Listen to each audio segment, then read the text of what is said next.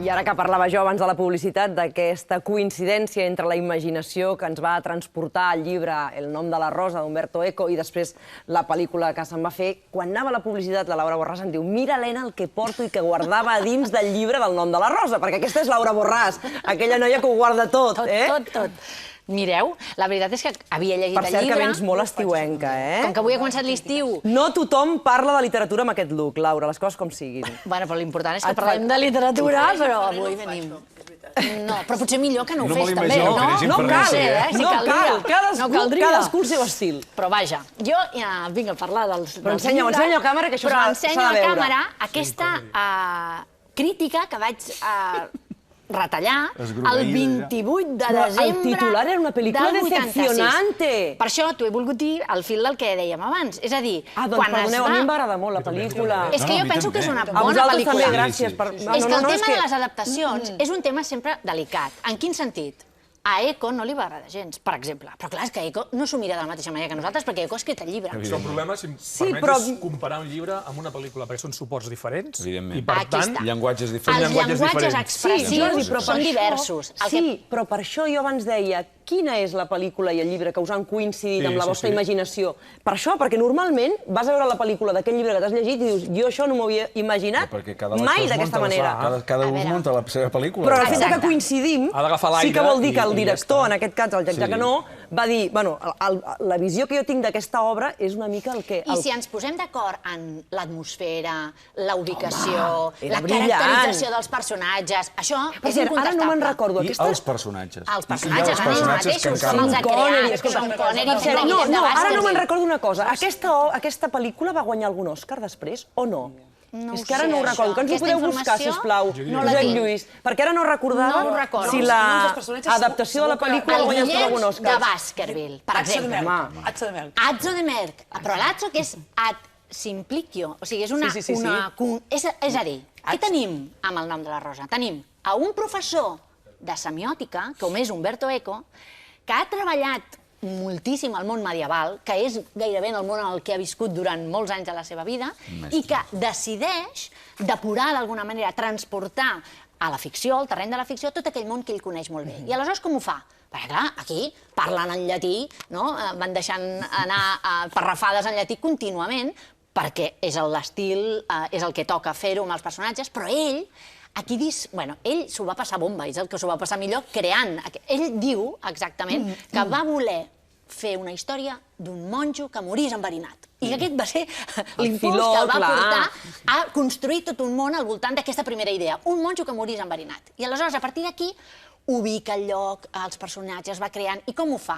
Picades d'ullet sistemàtiques a tot i a tothom i a la seva vastíssima cultura, començant per Guillem de Baskerville, que és, en la pel·lícula, Sean Connery, que fa aquest personatge. Fixem-vos, Guillem, que és Guillem d'Ockham, que està parlant d'un pensador que va revolucionar, en aquest sentit, el món de l'escolàstica, del pensament medieval, però Baskerville, el gos dels Baskerville, Sir Arthur Conan Doyle, estem parlant de Sherlock Holmes. Què fa Guillem de Baskerville? Arriba a una abadia i ha de resoldre un misteri. Un misteri que és l'assassinat sistemàtic de diversos monjos que van perdent la vida. Fins que ell comença a intentar, a través d'un procediment racional, perquè, clar, evidentment estem en un món medieval, de creences obscures, del dimoni, immediatament apareix el dimoni. I aleshores ell diu, no, anem a procedir és a dir, anem a fer de detectius, és a dir, anem a anar veient causa, efecte, i intentar trobar una explicació racional als fets. I en què els llibres s'accedeix als llibres amb contagotes i només determinats personatges, molt jeràrquic pel que fa... És molt interessant, perquè hem parlat del nom, Guillem de Baskerville, que és aquesta barreja, hem parlat del seu novici, aquest noi que l'acompanya, que és l'Atzo de Merck, que és aquest ad simplicio, és una contracció, i aleshores tenim el bibliotecari, Jorge de Burgos, que és un homenatge a Jorge Luis Borges, que és sensacional, que Umberto Eco diu volia un cec que em custodiés una biblioteca. És fantàstic. Per custodiar una biblioteca. I quina biblioteca? La biblioteca de Babel, la biblioteca de Borges, on hi ha tot d'escales que pugen i baixen, que és una biblioteca secreta, custodiada per un cec, i que no és d'accés públic, perquè es pensava en aquell moment, i Jorge de Burgos fa aquest personatge absolutament l'encarnació del mal, diríem, en què el saber s'ha de preservar, però s'ha de oferir, és a dir, que hi ha d'haver algú que faci de filtre, no? Sí, però s'han triat molt bé aquells que han de fer el filtre. I aquella biblioteca és secreta. I aleshores és secreta, la custodia un cec, que és un cec fantàstic, però és un cec que tot ho veu, tot ho sap, es mou sigil·losament, apareix, desapareix. I és aquest cec que és capaç d'arribar a matar per protegir el saber dels llibres. Només ell hi podrà accedir, sempre a través d'algú altre, com Borges, que era un gran lector, que és aquestes ironies de la història, que algú com Borges no pogués llegir, que algú com Beethoven no hi pogués sentir, aquestes coses, que són aquestes ironies del destí. I, en canvi, tots els assassinats giren al voltant d'un llibre. Guillem de Baskerville troba la pista d'aquest llibre, per al qual la gent mata o per al qual la gent mora. És a dir, és un llibre que, clar, tots ens porta a saber quin és aquest llibre. I finalment sabem que és un llibre perdut. És a dir, Umberto Eco fa un homenatge, sempre s'ha parlat del segon llibre de la poètica d'Aristòtil, que no s'havia trobat. Aristòtil, que ha pontificat sobre la tragèdia, sobre l'Èdip rei de Sòfocles, però en canvi, el llibre sobre la comèdia, tots n'hem sentit a parlar, sempre se n'han fet referències, però no s'havia trobat mai. I aleshores, aquest llibre perdut és el que ell el col·loquen al centre de la trama per dir, no, no s'ha perdut, aquella era l'única còpia que hi havia, i aquesta còpia és la que aquest bibliotecari gelós no vol que ningú llegeixi perquè ell detesta el riure. I és curiós, i una altra ironia, que ell mora rient, un riure sardònic al final, perquè ell acaba arrencant aquestes fulles que ell prèviament ha enverinat, i que tots els lectors que volen accedir a aquest llibre van morint com? Perquè han de passar les pàgines, es van posant van fullejant el llibre i aleshores tots acaben morint amb una taca negra a la mà i la llengua també negra. Llegeixes aquest llibre i per sempre més que escrius qualsevol cosa amb ploma o alguna vegada se't trenca el bolígraf i després t'has tocat la boca i no t'has donat compte i és el nom de la Rosa. És sinistre, però el personatge, per exemple, del Jorge de Burgos, és extraordinari com ha estat traslladat a la pantalla. És a dir, que en aquest sentit podem parlar de diversos nivells de l'adaptació. És veritat que el que no li agrada segurament a Eco d'aquesta pel·lícula és que el final està tergiversat. És a dir, el final de la novel·la no és el final de la pel·lícula. La història a la novel·la acaba, entre cometes, malament, en el sentit que és un missatge de aquest individu que ha intentat utilitzar la raó per anar desxifrant els assassinats, quan teòricament estaven posats com si fos seguint el llibre de l'Apocalipsi i cada cosa lligava amb aquest llibre de l'Apocalipsi, al final és una qüestió absolutament casual el que acaba fent-li resoldre el misteri. Per tant, no ha estat la raó, ha estat la casualitat. I qui ens ho escriu, perquè és que Eco es posa les botes directament, perquè diu, clar, havia de començar amb un manuscrit trobat, com comencen totes les grans obres, amb un manuscrit trobat. Per tant, ell fa un homenatge a això i també troba un manuscrit. I aquest narrador, que és Atzo de Merck, al final de la seva vida, que també s'ha fet monjo, acaba dient: he escrit el text, el deixo aquí, l'abandono, no sé a qui el donaré, no sé de què parla, i això són ressons trobadorescos, per exemple. Al final de Quan veia la Lauseta mover, una composició de Bernat de Ventadorn, diu, me'n vaig, aquí us deixo el text, me'n vaig no sé on. És a dir, que tot podem trobar-hi la punta, podem establir la connexió amb un gran món de cultura medieval que té Eco, i de fet ell mateix es va donar el gust d'escriure les apostil·les. Les apostil·les del nom de la Rosa. Després de l'èxit que va tenir aquest llibre, que es va vendre moltíssim, tot i la temàtica que a priori, és a dir, el món medieval fascina, ho sabem, però en canvi el fet que hi hagués tanta cultura aquí col·locada podia, segons qui, fer-lo enrere.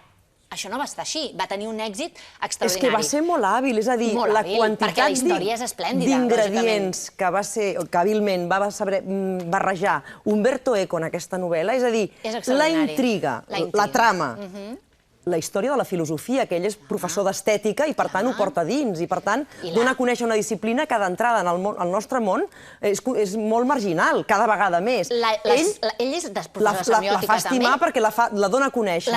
La literatura, les imatges, et transporta a l'època medieval. Fixem, ara comentàvem amb el Martí, no? O sigui, tu veus la pel·lícula i t'ensenyen els baixos relleus, els capitells, etc. Aquí te'ls ensenyen, tu hi veus el que hi veus. Aquí ell t'explica quina sensació produeix això en el que ho està veient. Clar, això és extraordinari com ell et fa transparent un àmbit que, com tu deies, és difícil i complex i en canvi ho fa amb una gran soltura, amb una gran perspicàcia. Com passa amb aquestes grans obres d'art, grans novel·les, quan es llegeixen, creen els dos bàndols, no? Els qui ens ha agradat molt i els adeptes i els detractors. I els qui no els ha agradat gens. En aquest cas, a mi personalment em va costar entendre per què podia haver tanta gent que no li agradés el nom de la Rosa, donat que, si no t'interessava el tema filosòfic, la trama, com a mínim, era de misteri trepidant. De misteri trepidant. D'enganxe assegurat, no? I, de fet, ell ho explica, coses de reaccions dels lectors a les epístoles. Imagina't, ha creat un llibre que ha donat peu a tantíssimes interpretacions, a tantíssims punts de vista, començant pel títol, El nom de la Rosa. Clar, la gent li preguntava, per què el nom de la Rosa? I ell diu, comença les epístoles dient, no, és que jo el que volia fer era, en realitat, l'abadia del crim. Però no ho vaig fer. Per què? I llavors fa tota una disquisició sobre els títols. Com titular una obra? Diu, els títols més justos pel lector són els que descriuen, o sigui, els que utilitzen el nom del protagonista. Perquè aleshores tens un nom del protagonista.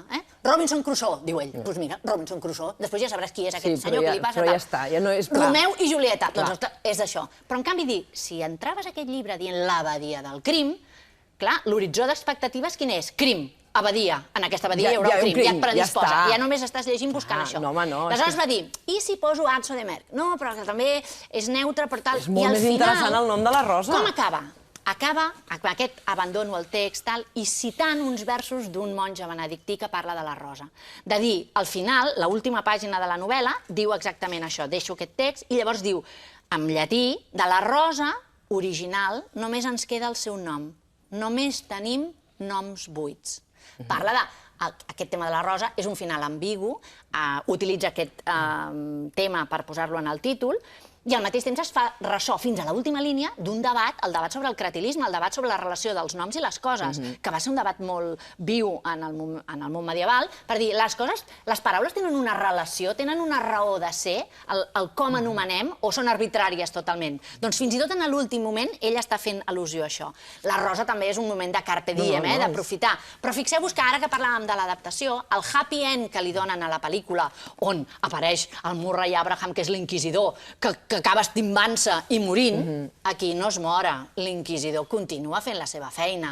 En el final de la pel·lícula que eximeixen de la mort a la foguera a la noia amb qui Atso de Merc té una relació de descobriment de l'amor carnal, en la novel·la, per exemple, apareix uns versos que li diu Atso de Merc a aquesta noia que són del cançoneret de Ripoll, que és extraordinari, perquè apareix el cançoneret de Ripoll i allà, en la pel·lícula, és muda aquesta escena. Ni parla el noi ni parla la noia. I en canvi aquí, fixa't, Joan Bastardas, que és un il·lustre professor de la Universitat de Barcelona, va fer un article sobre un assaig de filologia-ficció. És a dir, com ens pensàvem que el cançoneret de Ripoll no havia arribat enlloc, i resulta que l'Atso de Merc en aquesta pel·lícula, en aquest llibre, en el moment en què té la relació carnal, fa al·lusió a uns versos del cançoneret de Ripoll. Ara em sortia el nom de Sofia, una altra obra que després més endavant va sortir, però no és el nom de Sofia, una obra que barrejava la filosofia. El món de Sofia. No el nom, el món de Sofia, perdona. Exacte, ara em sortia el nom. És un intent de divulgar... De divulgar la filosofia també d'una manera molt amena, però no al nivell del nom de la Rosa. No, perquè aquí t'està explicant una història que s'aguanta per ella mateixa amb tots cada un dels personatges. I et diré més, el fet que la pel·lícula al final no coincidís amb el final de la novel·la i què? No passa res. És que una adaptació... Va guanyar 2 BAFTA, però no va guanyar l'Oscar. Però és el que dèiem, una adaptació és sempre una lectura del text. Tu tries. Has d'adaptar en un altre... Vicenç, sisplau, podeu enfocar el Vicenç? Gràcies, Vicenç, perquè ens ho estàs ensenyant a través de l'iPhone. Jo això ho vull veure. Jo havia preguntat, aquesta pel·lícula, El nom de la Rosa, havia guanyat algun Òscar? I el nostre càmera, en Vicenç, ens està ensenyant el resultat de la recerca en el seu iPhone, sisplau. És un càmera 2.0. 2.0, a veure, aquí us ho ensenya. Ara ensenyeu a càmera, gràcies, Vicenç. Ho ensenya com a prompter, a més a més. És a dir, amb teleprompter, és a dir, que si vull ho puc llegir com si fos una notícia. Gràcies, Vicenç. Un per ser incògnit com a millor actor i un per maquillatge. Molt bé. 2 AFTAs i un Cèsar. No? I un Cèsar, ens has dit? Per maquillatge no m'estranya. Home, va ser una obra d'art. I per ser incògnit, segons ens ha fet veure el Vicenç. Molt bé, gràcies, Vicenç.